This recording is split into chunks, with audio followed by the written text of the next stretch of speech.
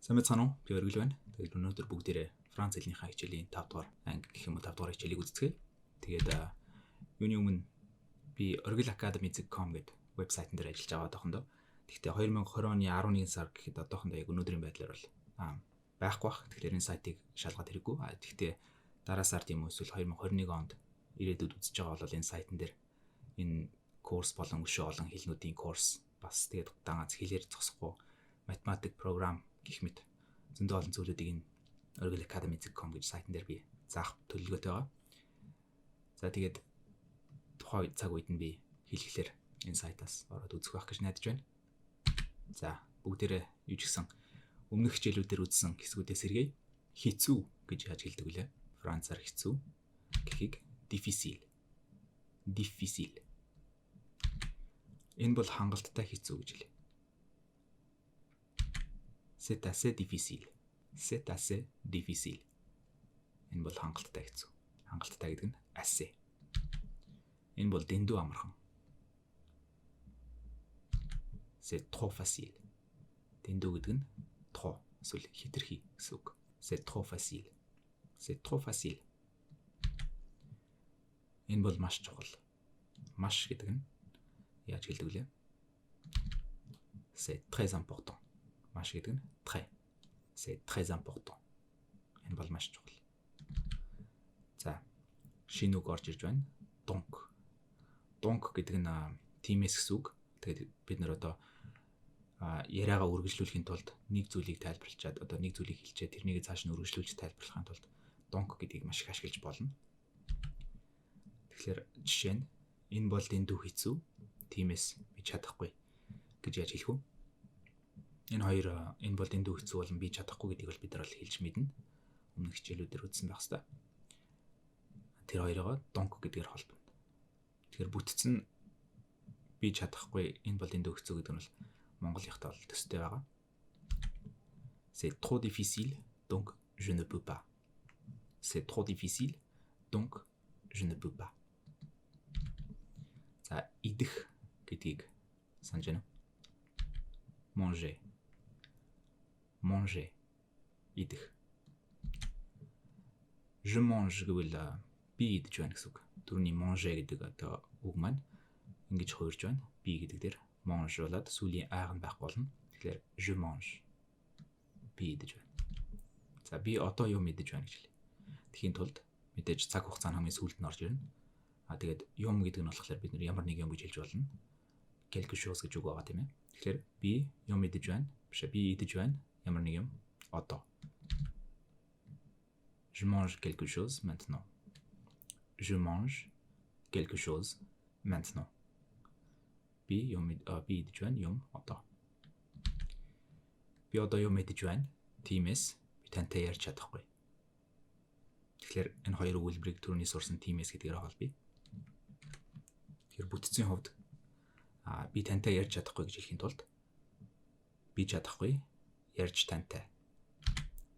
Тэгэхийн тулд одоо ярих гэдэг үгийг бүгдээрээ яаж хэлдэг санаа? Parler.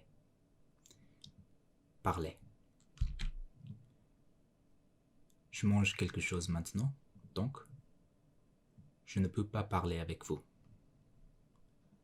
Je mange quelque chose maintenant, donc je ne peux pas parler avec vous. Alors, je mange quelque chose maintenant, donc je ne peux pas parler avec vous. За би чамтай ярьж байна гэж ашигладаг лээ.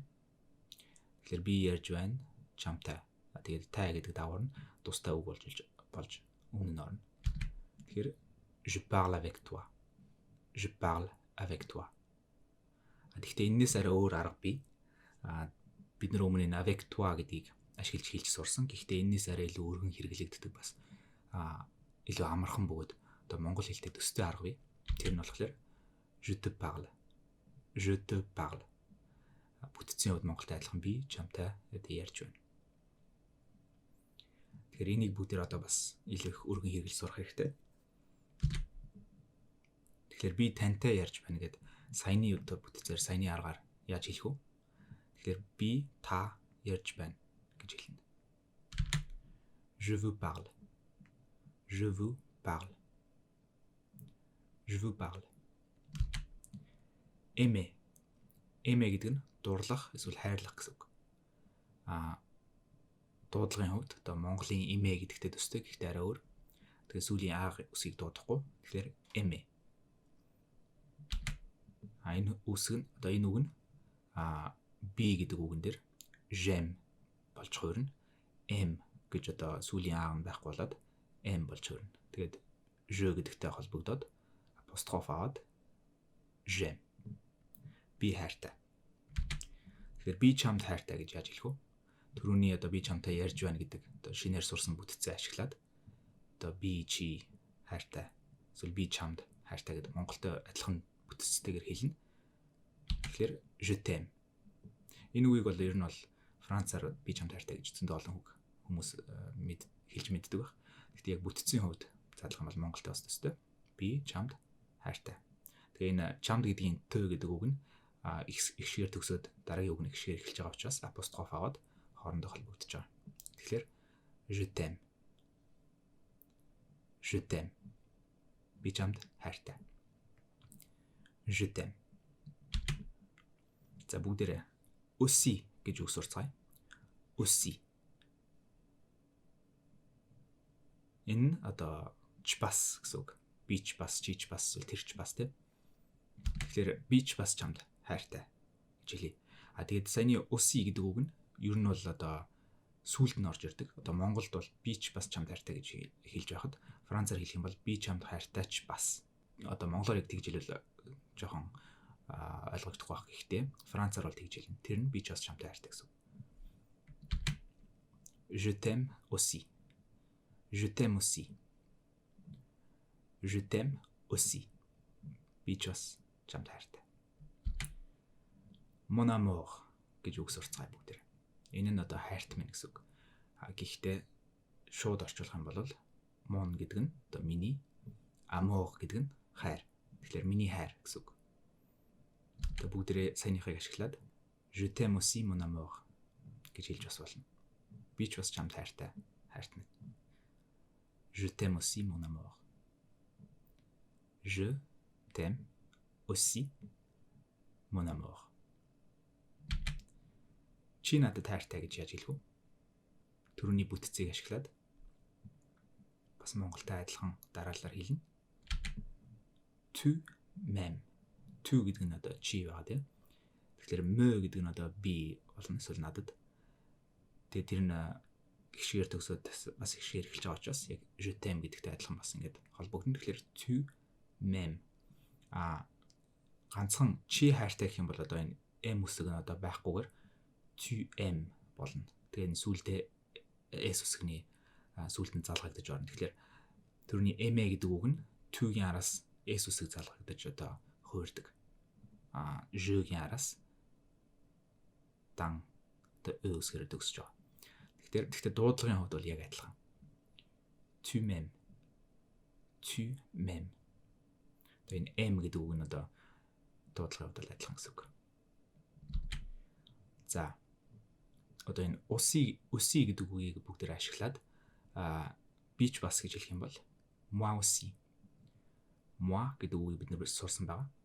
Тэгэхээр тэрний араас би ч бас гэх юм бол moi aussi. Moi aussi. Moi aussi. Тэгэхээр одоо энийг бол зөндөө олон зүйлд ашиглаж болно. Энийг ямар нэг юм дуртай ч гэх юм уу те. Эсвэл ямар нэг одоо ер нь ямар ч нөхцөл би ч гэсэн гэж хэлэхийн тулд moi aussi гэж хэлж болно. Чи ч бас эсвэл чи ч гэсэн гэж хэлэх юм бол toi aussi.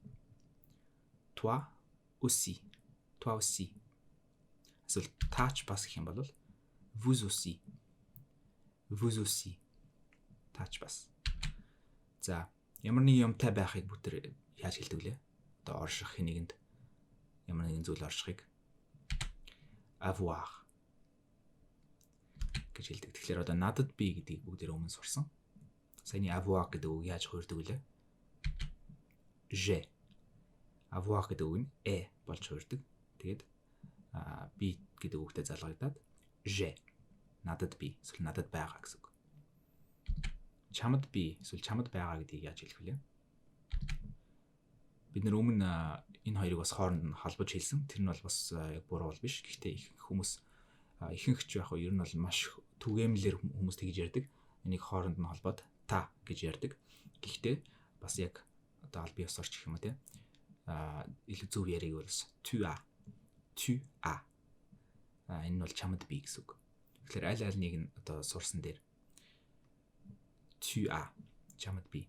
Тэгэхээр саяны je гэдэг одоо AI болж төгсөж исэн энэ хувиргал нь tu гэдгийн араас as болж одоо as болж хувирч байгаа. За бүгд одоо өнгөрсөн цаг сурцгаая. Тэгэхээр өнөөдрийн хүртэл энэ хичээлийг хүртэл бүгд дандаа одоо цаг дээр ярьж исэн. Тэгэхээр өнгөрсөн цагийг сурахын тулд саяны одоо энэ avoir гэдэг үг маш хэрэг болдог. Тэрийг бүгд одоо харцгаая. J'ai mangé. Энэ одоо би идсэн гэсэн үг. Түрүүний manger гэдэг одоо идэх гэдэг үг нь урагшаага татсан ö үсэг одоо ордог. Тэгээ тэр нь Монголын э үсэгтэй адилхан дуудагддаг тийм ээ. Дан ганц тэргээр зогсохгүй бас түрүүний avoir гэдэг үгний хувиргал бас орж ирдэг. Тэгэхээр би одоо надад байгаа идсэн гэж хэлдэг. Тэгэхээр шууд би идсэн биш. Надад би идсэн гэдэг бүтцээр хэлнэ гэсэн үг.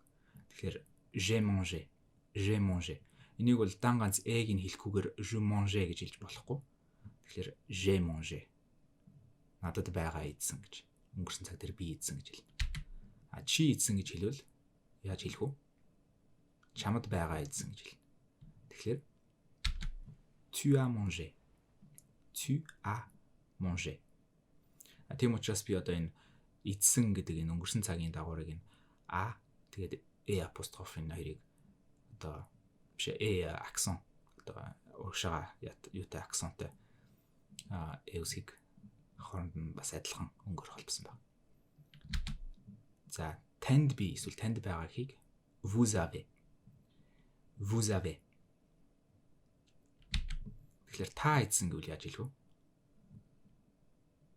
Танд байгаа идсэн гэж хэлнэ. Vous avez mangé.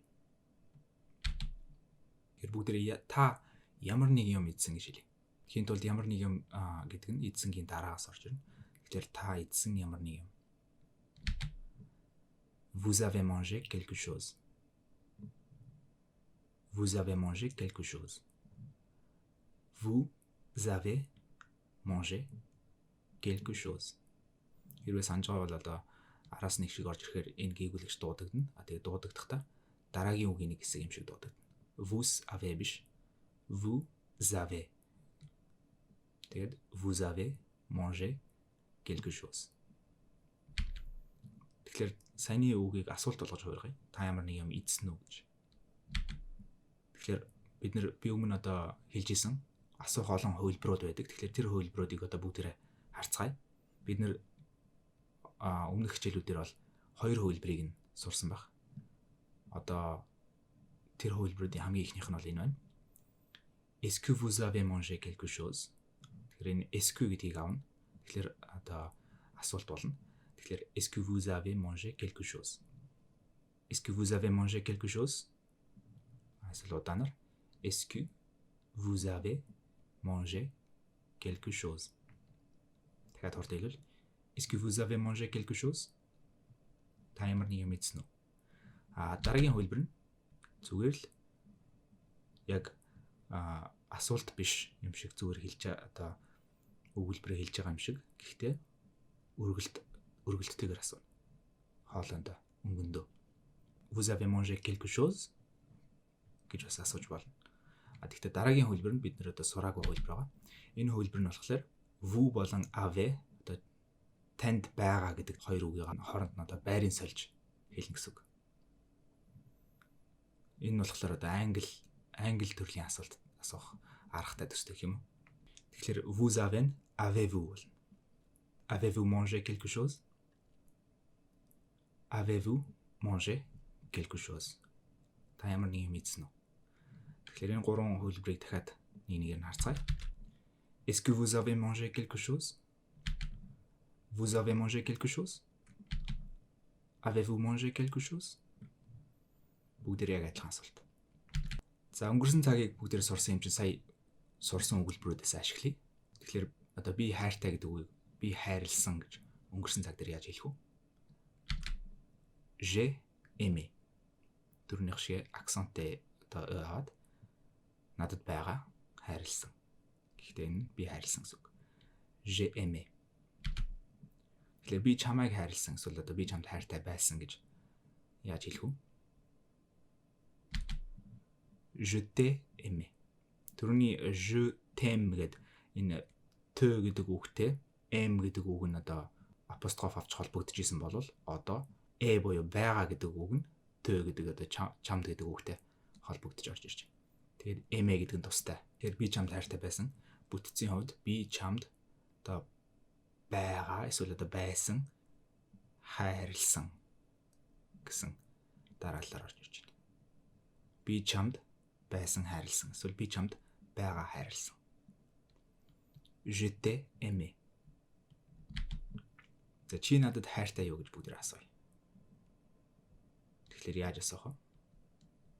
Чи надад хайртай гэдгийг хэрвээ санаж байгаа бол tu m'aimes гэж байгаа. Тэгэхээр бүгдээ асуух асуултаа бол мэднэ. Est-ce que гэж нэмж болно. Түрүүний 3 хөлбөрийн ихнийх нь. Est-ce que tu m'aimes?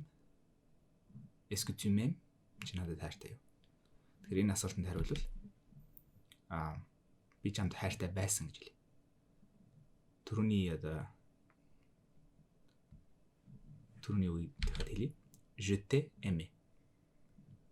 Je t'ai aimé. Гэхдээ одоо биш гэж хэлье. Тэгвэл яаж хэлэх вэ? Энэ үгийг бүгдээрээ одоо энэ 3 үгийг бол гэхдээ болон одоо болон биш гэдэг 3 үгийг бүгдээр мэднэ. Биш гэдэг нь ne pas гэж орж ирдэг. Гэхдээ энэ үед бол ne нэргүй зүгээр шууд pas гэж орж ирнэ. Гэхдээ биш одоо гэж хэлнэ. Тэгэхээр гэхдээ гэж яаж хэлдэг вэ? Mais одоо гэж яаж хэлдэг вэ? Maintenant. Тэгэхээр mais pas maintenant. Mais pas maintenant. Гэхдээ одоо биш. За ярих гэдгийг дахиад санацгаая. Parler.